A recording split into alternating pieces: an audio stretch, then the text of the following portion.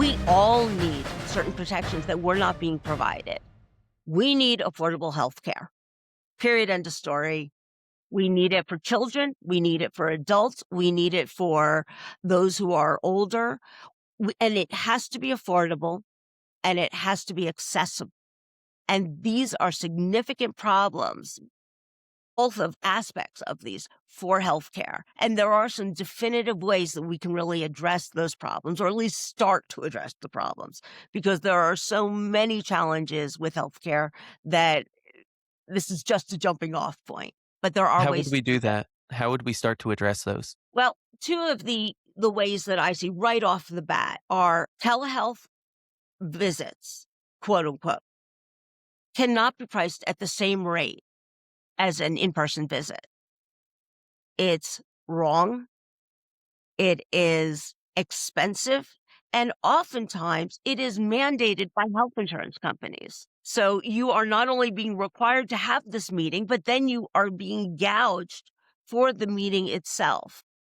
When I charge as a lawyer or as a forensic document examiner, I don't sit there and say, I spent 3 minutes on your case, therefore it's an hour. Just doesn't work that way. So that's one of the ways that it absolutely has to change. If we want people to be utilizing telehealth, it should be at a fair price, and it's not.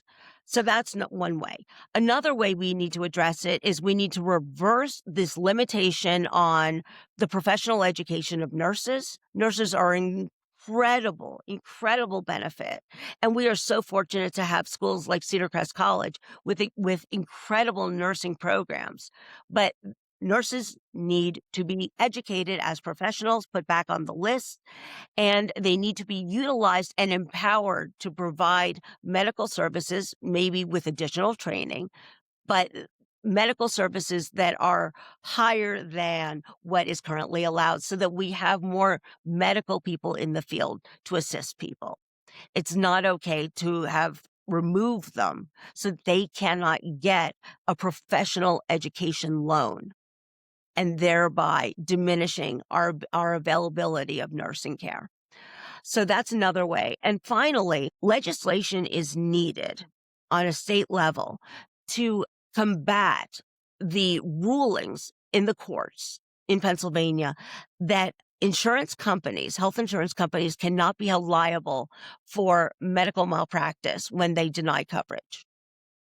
That's been the holding for a very long time, and it needs to be changed. And the way to change it is to pass legislation that renders an insurance company who refuses to pay for appropriate care, they should be responsible for committing malpractice. I think it's critical. So those are just a few ways that we start chipping away at health insurance and health care to make it more affordable. And then finally, we need transportation. And there are grants available. There are too many people who cannot get to their benefits. For example, I met a fellow who was a Vietnam War vet. He has to Uber to get to the VA at $50 a pop. Wow. No public transportation.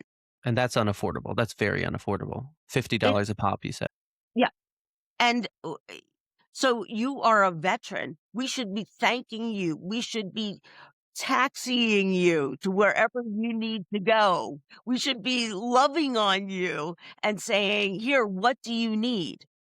I can't understand why this guy needs to be so hindered just to get his VA benefits. We can at least get him there through public transportation. To the veteran, the veteran, you fought for us. Now it's our turn to fight for you. Absolutely.